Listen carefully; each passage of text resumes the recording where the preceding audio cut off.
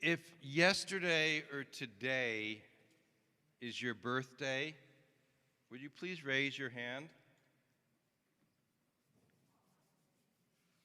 I kind of hope we might get lucky, but that's okay. For whoever's birthday, because I know someone in the congregation it's their birthday, Mazel Tov.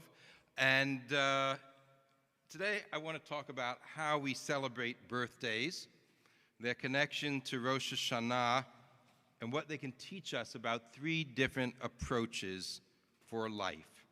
And ultimately, the final approach that I can share is grounded in a deep sense of ecology while teaching us to value life in the deepest manner possible. And because of that, I want to dedicate this talk to Rabbi Stamfer, blessed memory, who very close to the end of his life told and shared with me how the environment was just so important to him as an issue. In 1746, a wealthy German aristocrat, Count Ludwig von Zinzendorf, threw himself a bougie birthday party. And as part of those celebrations, he festooned a large cake with candles, one for each year of his life. And that is apparently the origin of birthday cakes and candles. But historians are aware of a birthday party given for an Egyptian pharaoh 3,000 years before the Common Era. This, of course, is only what we can document, but they show how important birthdays have been and for how long. There are three main approaches to marking or celebrating birthdays. The first, demonstrated by Count Zinzendorf, is a little bit of self-regard. It's your day. Live it up. Let people celebrate you. And that's what we're doing with our new Simcha Shabbat on the first Friday of each month, including tonight. Can you believe it's going to be regular Shabbat tonight? So I hope you'll come. And there we will have the people whose birthday it is.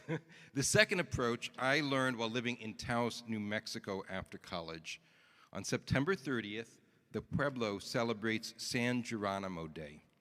Geronimo is their name for Catholic Saint Jerome, but it's marked by two profound native customs. The first is the pole climbing event, where participants attempt to scale a very skinny, tall, greased pole. And it is so slippery that the only way you can make it to the top is with the help of your friends.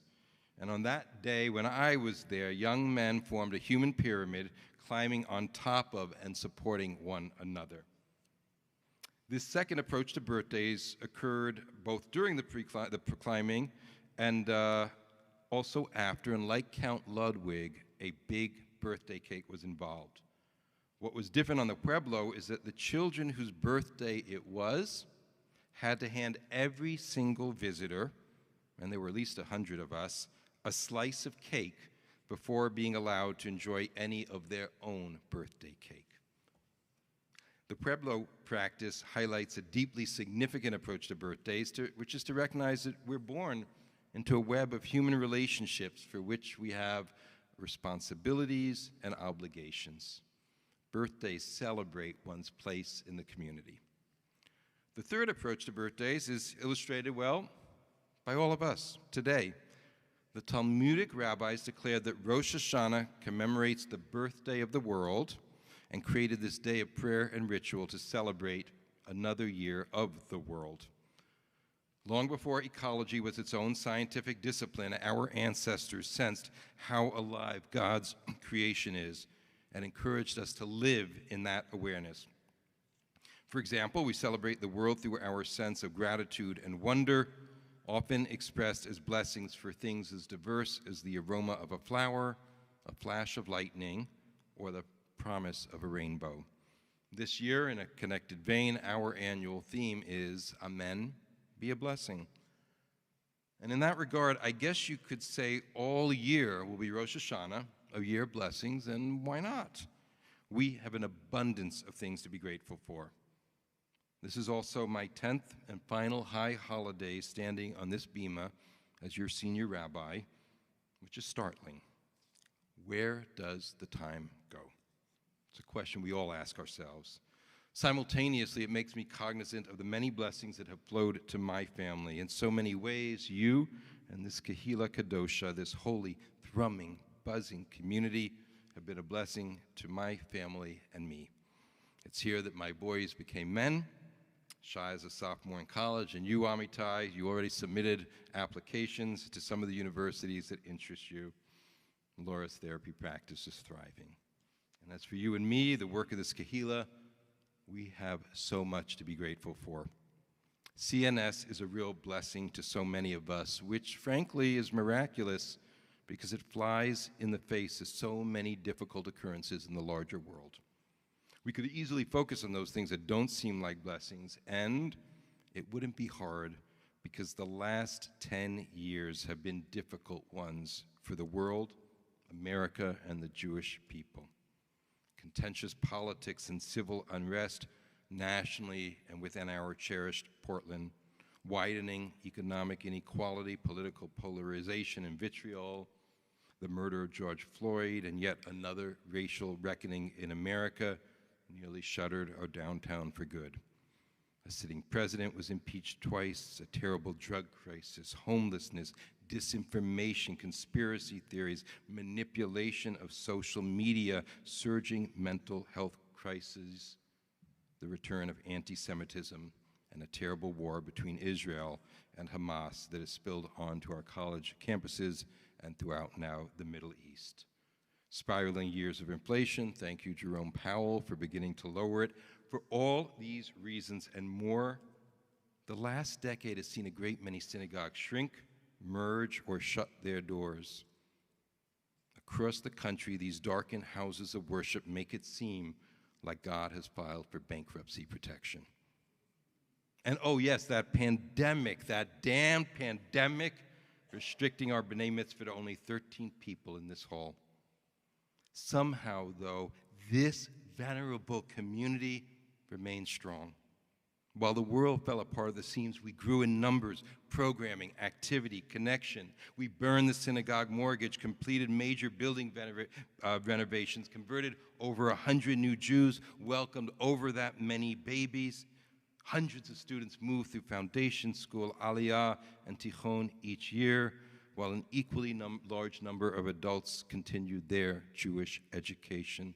Despite all the troubles of the world, this holy community continued to engage with the outer world, hosting remarkable pastors and ministers of color one Friday a month during our year of listening after George Floyd's murder.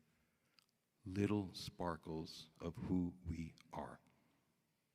We're lucky, don't you think?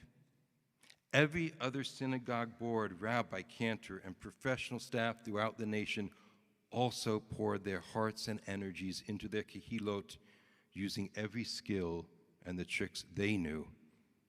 But maybe mazel doesn't flow evenly throughout the world. The Torah explicitly reminds us in Deuteronomy 8, verses 17 and 18, that after the Israelites settle in the land, quote, "You may say to yourself, my power and the strength of my hands have produced this wealth for me. But remember the Lord your God, for it is God who gives you the ability to produce wealth." Maybe it was Neve Shalom's turn to stretch out our hands and receive more than our share of blessings. I don't know, but I feel very grateful for the privilege to witness against the national odds this flowering of Judaism here in Southwest Portland. Let's return to this idea of today being the birthday of the world, which commemorates 5,785 years since the mythical Jewish Big Bang. In the Ketubah, the Jewish wedding contract, there's a beautiful line in which we recite, Lebriat Olam Leminyan She'anu Monin, since the creation of the world according to the count that we count. Jewish time is all about sanctity, creation, and gratitude. And speaking of blessings, thank God that our sages didn't use cake and candles like Count Ludwig von Zinzendorf. Can you imagine how large a sheet cake we would need for 5,785 candles? Let's not even talk about the fire hazard. Chazal, our sages of blessed memory, had a better idea. Instead of physical candles, they instituted the practice of reciting at least 100 blessings a day, each one a spiritual torch illuminating part of existence. And given this, it seems appropriate, if uncommon, to dedicate today's talk to this miracle of creation and this fabulous blue-green planet we all call home. While our sages lacked our science, they were blessed with a rich imagination. In a section of the Talmud, Shabbat 77b, they describe how every animal in the world has a purpose. Rav Yehuda said in the name of Rab, everything that the Holy One, Holy Blessed One does and created in God's world, there was a reason. God created a snail as a remedy for a sore, a fly to be crushed and spread as a remedy on a wasp sting. God created a mosquito as a remedy for a snake bite and created the snake itself as a remedy for a skin rash. And God created a gecko as a remedy for a scorpion bite. Not an insurance commercial. I've carried this short passage around my heart and head for decades. When I first encountered it, my curiosity was mostly stimulated by how the sages saw God's purposeful touch everywhere. That's very valuable. At a later point, I kind of wondered how effective those folk remedies were, particularly the year we had a yellow jacket invasion at our home. Would crushed flies really soothe a sting?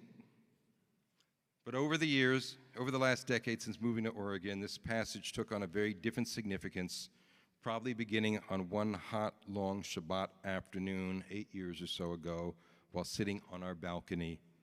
In the austere, grinding sunlight, I was suddenly able to observe the droop of the trees, a consequence of our extended dry summers. And in a wordless way, it was possible to sense the mood and the fatigue of the trees. One of the most spiritually potent books I read during these Portland years is Peter Wohllebin's marvelous work, The Hidden Life of Trees, What They Feel, How They Communicate, Discoveries from a Secret World. And this arborist reveals the current science of trees, divulging how alive and sentient they are. Living on the same ravine as the synagogue, his book confirmed my Shabbat experience while opening a door of perception to the needs and desires of trees and their very different society. Trees, you see, are more than merely a resource for humans. And that's what our ancient sages missed as well, at least in the passage just quoted. Humans may be able to benefit from these other beings, but they exist for their own sake, not ours. Kol haneshama tehalel yah. Every being offers its own praise to God, and every being's existence is a reflection of divine love, imagination, and realms of experience to which we barely have access. That used to be a claim staked out by mystics, poets, and people of vision, but now scientists have enabled us to see the same sights as those great mystics and spiritualists, while its Pulitzer Prize-winning science author, Ed Young, has made that available to us in his life-altering book, An Immense World. I have it right up here. An Immense World blew my mind wide open. It's a rich reminder that while our lives are filled with blessings, neither we nor our community are the sole beneficiaries of them. Among the many lessons Mr. Young revealed are the countless invisible ways we influence those around us. Sometimes our impact is negative, and sometimes it's positive. For example, the female emerald jewel wasp manipulates cockroaches to serve as a living host for its larvae. The wasp's stinger is incredibly precise, acting as a sensory probe that targets specific neurons in the cockroach's brain, turning it into a zombie that the wasp can control. This manipulation represents a form of evolutionary co-adaptation, as the wasp's survival depends on its ability to control the cockroach's behavior. That is both awe-inspiring and a pretty gruesome image. But really, how different is that behavior from our ancestors who thought nothing of crushing a fly for their personal benefit?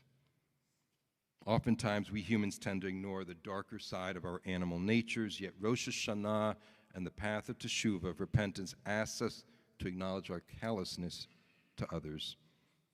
Yet the first idea of a birthday, Count Ludwig's idea, encourages us to think of ourselves first. The third concept of birthdays, as portrayed by Rosh Hashanah, reminds us that our web of connections extends beyond our own species. That, at heart, is what a blessing is. Even as children, we were taught that blessings connect us to God, and therefore, by extension, beyond the human world. We forget this at our own peril and that of the world itself. Beyond the human realm, however, it's quite common for different species to help one another. One concrete example is the partnership between coral and, this is a big mouthful, zooxanthellae algae. The coral provides a safe environment and carbon dioxide for the algae to photosynthesize, while the algae provide the coral with oxygen and organic products of photosynthesis, which are essential for its growth and survival. And this relationship is a key reason coral reefs can thrive in nutrient-poor waters, and it's an example of how two species' sensory and biological capabilities influence each other's evolution and development. Hayom Harat Olam. Hayom Harat Olam. At the end of three special sections of the Musaf Amidah, Malchuyot, Zichronot, and Shofarot, we recite, today the world stands as at birth. Today all creation is called to judgment. By what yardstick are our actions being measured? Like Count Ludwig, have we spent the past year placing ourselves front and center? If so, it's clear there's work to be done. But maybe we've aspired to be like the children on the Taos Pueblo, remembering the needs of other people and our connection to them first. That is better still. But more than ever, the world calls out to us to be a blessing, not only to ourselves and other people, but also to all of creation. Kol haneshama tehalel. As Ed Young's book powerfully teaches us, the world is suffused with other intelligent beings who often utter words of praise to which we previously were unaware. Now that we are beginning to hear them, can we dedicate ourselves to being a blessing to all of creation and more than just the human world? The choice is there for each of us to make. May our hearts open in praise to all, for when they do, it will indeed be a sweet year. And to that, I think we can all say, Amen.